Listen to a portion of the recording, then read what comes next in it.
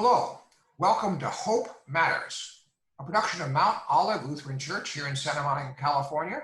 My name is Pastor Shafer, and I am the senior pastor here at Mount Olive.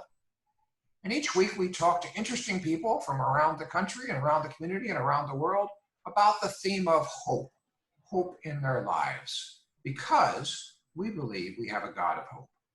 Our guest today is Michael Cooper-White, the Reverend Doctor, who is the recently retired president of Gettysburg, the Lutheran Theological Seminary at Gettysburg, Pennsylvania, now part of United Lutheran Seminary of Pennsylvania in Gettysburg and Philadelphia, Pennsylvania. Boy, those are mouthfuls, Mike, to get those out. Yeah, they are. My dear friend for more than 25 years now, and we're always good to talk with you, Mike. It's a real privilege to do this, Eric. Thanks for the invitation. I'm sitting here in our home west of Gettysburg, out in the orchard country of Adams County, and we also spend part of our time in New York City. My wife, Pamela Cooper-White, is the dean of Union Seminary in New York City, in a neighborhood where you used to live during your years. That's right, and you do a part-time job at Union Seminary too, right? Yeah, I have a very modest role there. I'm called Director of Lutheran Formation. Union Seminary is not only ecumenical, but now highly interfaith in its faculty and student body. And there are students from, I think, over 30 denominations and religious traditions, just a handful of Lutherans, but I have a role there to kind of shepherd that handful of Lutheran students. Do a little teaching. I'm teaching in the Doctor of Ministry program in a specialized program for people who are hospital chaplains in major medical centers around the country. Wow. Been a real learning experience for me to interact with those folks. You know, as you talk about the theme of hope, among those who just give me such incredible hope in these days are those frontline medical workers. We think of the doctors and nurses, but there's also that chaplain corps. You know, those pastors of various denominations, various religious tradition leaders who are right there with the doctors and nurses bedside with the COVID patients and facing all the perils that entails. And they are among the hope givers for me in these challenging times. That's great. That's great. Well, I know you're doing a few things in Gettysburg. I have a great story that you've heard me tell, but at Mount Olive, we get lots of visitors all the time when we're able to have worship in person. And last Ash Wednesday, there was a family there from Gettysburg, and I said, "Oh, you must know my dear friend Michael, who used to be president of the seminary." And they said, "No, but we know a Michael who's a reporter for our paper." And that's one of your retirement jobs, isn't it? Yeah, it is. You know, all my years at the seminary, I would tell seminarians, expect to be surprised. I always remember from my days in seminary, one of our professors, Larry Falcomer, systematic theologian, used to say, God has things up God's sleeve that we ain't seen the likes of yet.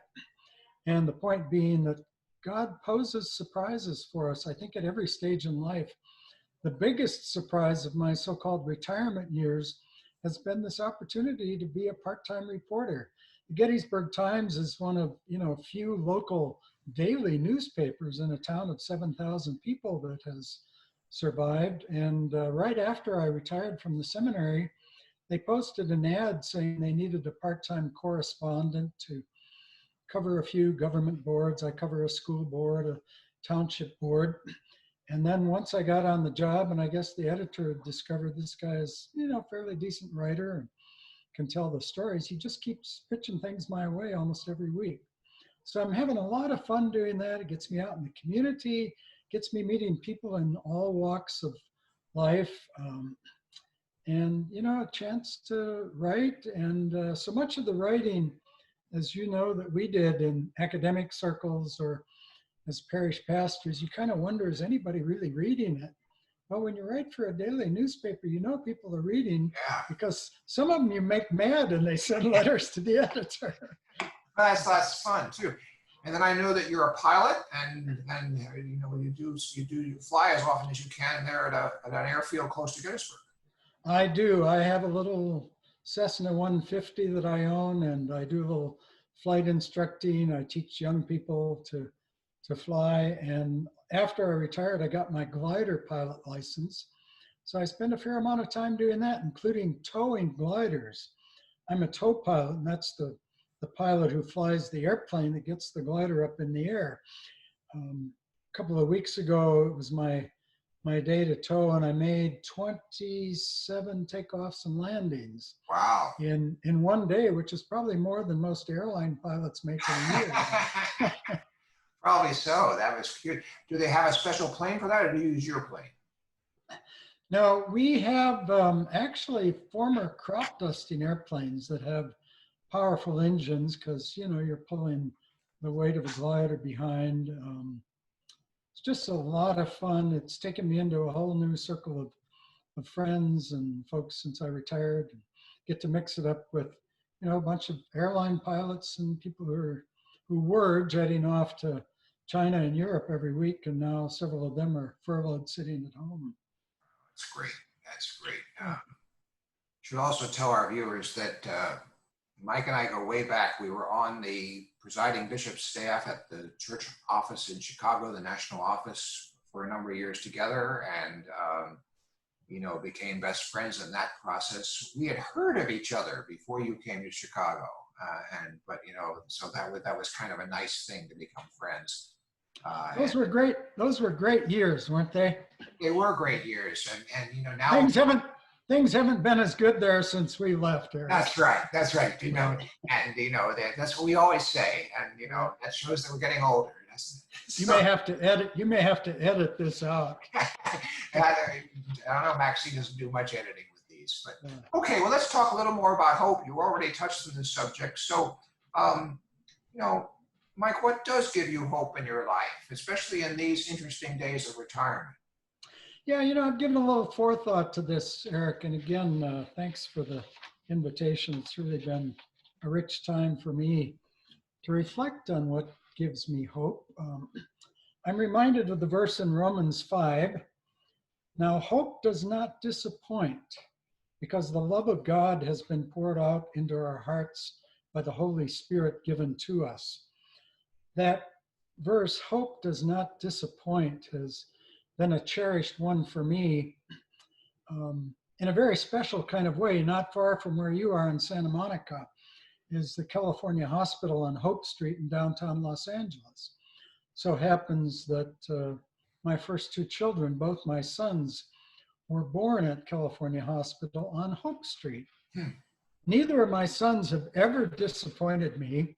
And so, you know, hope and what was born on Hope Street, and what was a pretty tough neighborhood back in the days I was a parish pastor in the inner city of Los Angeles, did not disappoint. And the hope that we have in God through the gift of the Spirit continues to be the source of hope in my life and for us as a faith community.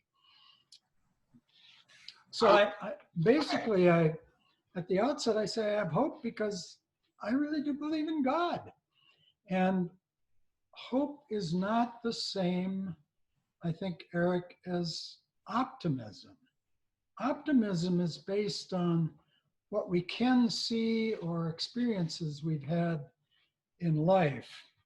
I'm optimistic when I listen to Dr. Fauci say that we can beat this virus, because that's based on science, but hope goes beyond science, and I think often dreams that the impossible might become possible.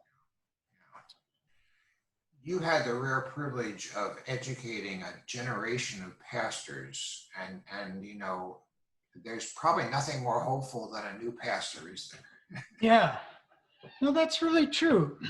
You know, as I traveled about the church all the years, you and I have both been ordained 44 years. Yeah, whatever it is, 40, 70, 76. So yeah, 44 years. 44, yeah. And we both been around in hundreds of congregations and places throughout the church. And I so often found in our years serving together as church-wide staff, and then when I became a seminary president, that you go around and a lot of people in the church are kind of wringing their hands and, anxious about the future. And I used to say, I'm just not that anxious about the future of the church because the church belongs to God. And I think God wants the church to continue not only to survive, but to thrive. And then the second reason I said I'm not overly concerned about the future of the church is because as a seminary president, I lived on a daily basis among the future leaders of the church. And the church is going to be in very good hands. This new generation of leaders coming up, they are creative, capable people. I think we're seeing incredible evidence of that in the midst of this coronavirus. I'm sort of a roving church shopper online. So as you know, I watch your worship service almost every week. Thank you. It's one of the best, if not the best, consistently. But also I tap into some of our more recent seminary grads and see what they're up to. And there's just an incredible amount of creativity, adaptability. All my years as a seminary president, I would chuckle because every once in a while, a pastor would complain and say, I'm facing this and you never taught me this in seminary. Well, we never taught any of you pastors out there in parishes to cope with the coronavirus pandemic, but you're all doing it. Yeah. And holding faith communities together under these situations that we just have not seen in our lifetimes. It's incredibly challenging, and I too see what other pastors are doing, but think of all the congregations that almost overnight pivoted to online worship. And it doesn't matter how well they're doing it, Right. We've been blessed with, as you know, some very creative people that have helped me look good. But I look at, it's a no judgment zone for me, as I know it is for you, looking at what we're seeing out there, because everybody's doing interesting things and they're all doing the best they can. Yep. And I do worry that pastors are exhausted, and that this is just add another layer for many, but they're handling it. They're doing what they can. And, go ahead. I also find hope in the courageous heroes of our time. We just lost one of the giants, John Lewis. Think back at that life of incredible courage, service, and he never got bitter. He never got, he probably got discouraged, but it never got him down. Yeah. And continued to exhibit that extraordinary kindness. How many people in these polarized times would get a standing ovation from both sides of the aisle, like we saw Monday this week? Yeah, no, I think that's right. I've talked already about the frontline medical workers, but beyond them, all those we call the essential workers, people in the grocery stores, the guys and gals who drive the trucks and run the trains and are keeping us all fed in these times. They're just out there doing their jobs.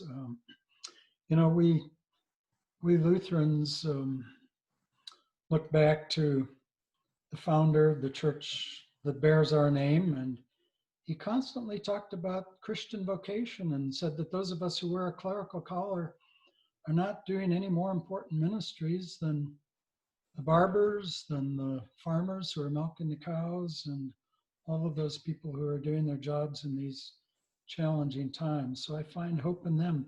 I find hope in the people who are striving to build bridges in these very polarized times.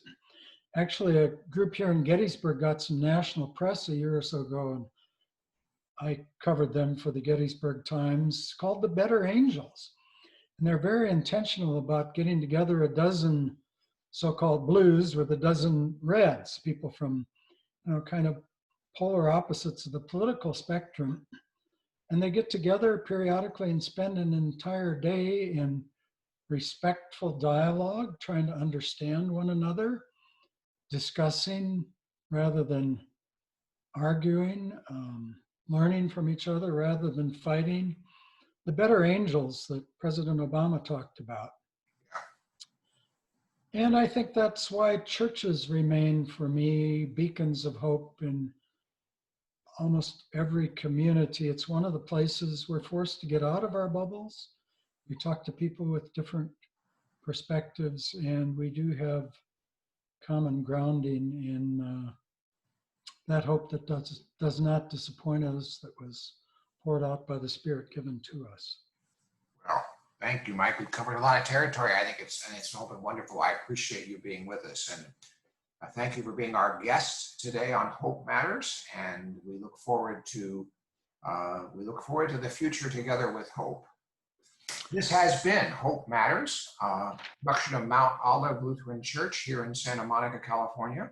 I'm Pastor Eric Shafer, and our guest today has been the Reverend Dr. Michael Cooper-White, dear friend of mine for many years, and an important voice in our evangelical Lutheran Church in America across this church. We look forward to you seeing us again. Each week we present some interesting person that I talk to about hope, because we believe we have a God of hope, and we believe that hope matters. Thank you for joining us. See you next time.